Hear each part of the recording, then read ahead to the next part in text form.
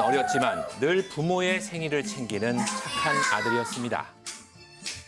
뭐야? 내가 만든 거 브라운이랑 예준이가 만든 선물 줘. 그런데 그런 아들은 엄마의 생일에 세상을 떠났습니다. 내일 엄마 생일인 거 알지? 선물 줘야지. 알고 있어. 우리 아들. 무슨 일이 있었던 걸까요? 이게 내 엄마 선물이야. 오야. 불과 얼마 전까지만 해도 웃으며 학교에 갔던 아들. 학교에서 충격적인 일에 휩싸였답니다. 학교를 등교한 지 열흘 만에 벌어진 일이라는데요. 자식 키우시죠. 자식 키우시죠. 자식 키우시잖아요. 엄마 소리가 못 듣고 내 새끼 살려주세요. 대체 아들에게 무슨 일이 있었던 걸까요? 올해 14살이었던 아들은 오랜만에 학교에 간다는 사실에 들떠 있었습니다. 그런데 열흘 만에 집으로 돌아온 아들의 얼굴은 어두웠다는데요.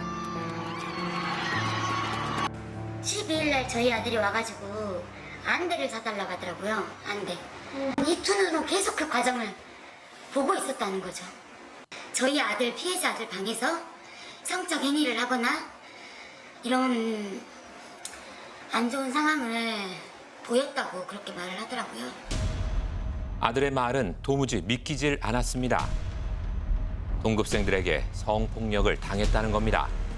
당시 상황을 해바라기 센터에서 진술한 내용인데요. 내용이 정말 충격적이라 말로 표현할 수가 없을 정도입니다.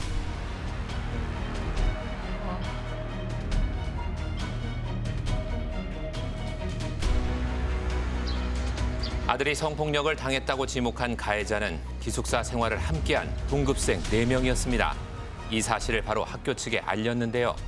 19일 날 접수하고 22일 날 학교에 갔어요. 이게 주말을 건너서 3일 후에 학교에서 이제 이 사실에 대해서 조사를 한 거죠.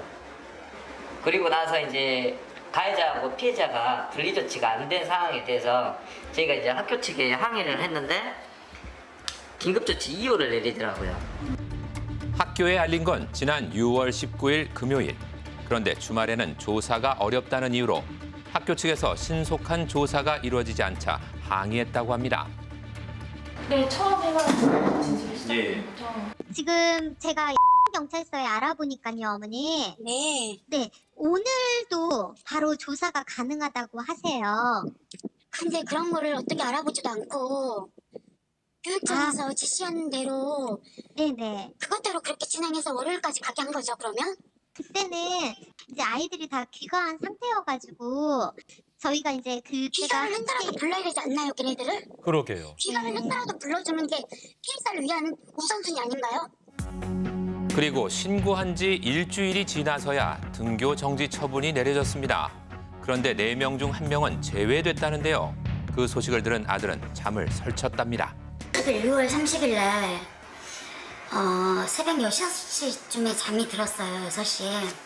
그리고 10시 반 정도 일어나서 그때부터 조금씩 배가 아프다고 해서 저희는 밥을 못 먹어서 일주일 가까이 밥을 잘 많이 못 먹어서 그런 거 같다 밥을 먹자고 했더니 밥을 안 먹는다고 잠깐 또 누워있겠다고 하더라고요. 그러더니 11시 반 정도에는 너무 심하게 아프다고 해서 응급실에 실려간 아들은 급성 췌장염으로 중환자실로 옮겨졌습니다.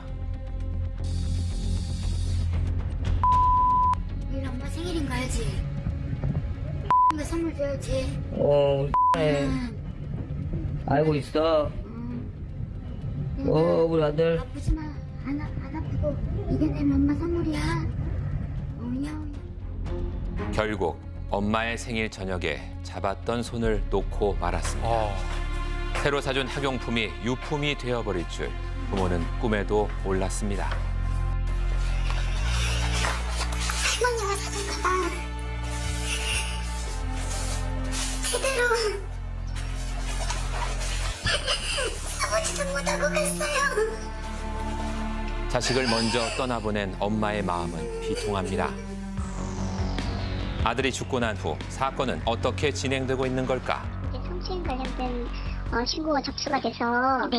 우리가 지금 수사 진행 중이다. 네. 예, 이거 이렇게만 말씀드리고 있거든요. 아들이 다녔던 학교의 입장을 들어봐야겠습니다. KBS에서 취재 나왔는데요. 네네. 혹시 그 사건에 대해서 알고 싶어서 어떤 거? 교내에서 성폭행이 일어나면은 피해자랑 가해자랑 분리 조치를 하셨어야 맞는 거 아닌가요? 잠깐만요. 그 부분은 지금 가해 사실이 가해 사실 자체가 가해자와 피해자 입장이 다르다는 걸 먼저 말씀을 드려야 할 것 같아요. 그 부분에 대해서는 저희가 명확하게 사실 확인을 다 못했어요. 그래서 가해 사실이 어느 정도인지 다 하기는 어렵고 그거는 경찰에서 지금 조사를 하고 있으니까 결과가 나오면 알 것 같아요. 선생님 그 가해자 얘기도 들어봐야 된다는 거는 말씀은 알겠는데요. 성폭행이잖아요. 그 입장이 다르다는 걸 먼저 말씀을 드리고요. 그리고 이거는 더 이상 얘기를 하면 이와 관련해서는 학생 개인정보가 공개될 우려가 있어서 자세히 말씀드리기 어려울 것 같아요. 그리고 지금 학폭이 심의 중에 있고 경찰 조사가 지금 민감한 사안으로 더 말씀드리기 어려울 것 같아요. 건강하고 활기찼던 아들이 보름 만에 세상을 떠났습니다. 그런데 아들이 사망한 후 관련 동급생들은 다시 학교에 나오고 있다는데요. 대체 어떻게 된 일일까요? 사건 개요를 좀 말씀드리겠습니다. 이 사건은 지속적으로 성폭력과 성추행을 했다고 남아 있습니다. 그래서 이게 단순히 장난이었다면 이 아이가 이렇게 거부의사를 표시하면서 불구하고 그리고 그럼에도 불구하고 계속 했다는 것은 이건 수위난도를 벗어난 것으로 보여집니다. 고 김군이 생전에 해바라기 센터에서 진술했던 내용은 달랐습니다. 진술서를 보면 확실하게 거부를 했고 장난이라고 하기엔 도를 넘어 보이죠? 저게 어떻게 장난이죠? 건강한 아이가 이 사건이 없었다면 이런 결과가 나왔을까 이런 부분을 살펴봤을 때는 이런 인과관계 부분에 있어서 상당히 인과관계가 있었다고 보여집니다. 그런데 부모는 아들의 죽음을 막을 수 있었다고 말합니다. 궁금했던 건 그거였어요. 어떻게 금요일이라고 가해자 피해자가 학교에 없다고 주말을 쉬고 월요일 날 진상조사를 하자갔냐. 얼마나 위급 상황이라고 저희가 말씀을 드렸는데도 불구하고 그렇게 했냐겠더니 교육청에서 그렇게 어머니 저희가 그렇게 말씀드린 게 아니라 학교 측에서 피해자 가해자 부모님들이 아이들 데리고 멀리 갔고 주말이고 하니 월요일 날 와달라고 했대요. 지난 21일 거듭된 부모님의 호소에 해당 교육청에서 이 사건의 대책위원회가 꾸려졌습니다. 사건 교육과 심사. 그곳에는 해당 학교장도 참석했는데요. 위원회가 끝난 뒤 학교의 입장을 들어봤습니다. 선생님. KBS에서 취재 나왔는데요. 19일에 어머니께서 신고 전화를 하셨잖아요. 예. 주말이라서 경찰관한테 월요일에 전화한다고 하셨다는데 뭐 그것은 저도 잘 모르겠습니다.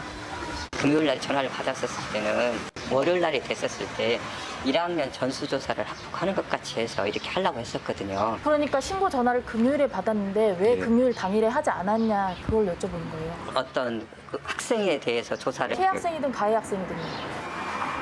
피해 학생이든 가해 학생이든 기숙사 학교이기 때문에 집에 다 귀가를 했잖아요. 다시 불러서 조사를 해야죠. 그런 부분을 지금 다 버스 타고 그런 부분을 어떻게 조사를 할 수가 있었겠어요.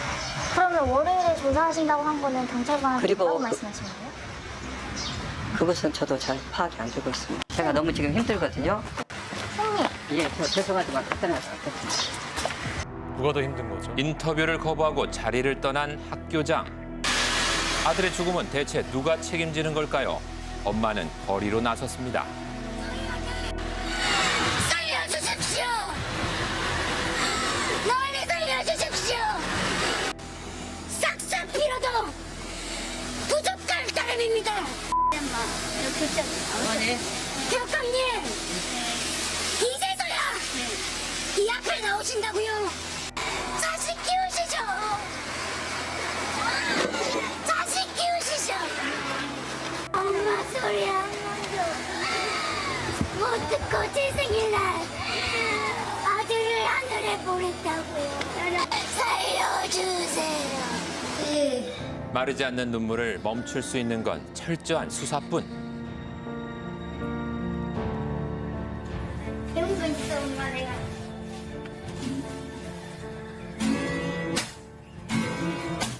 너무 창피해.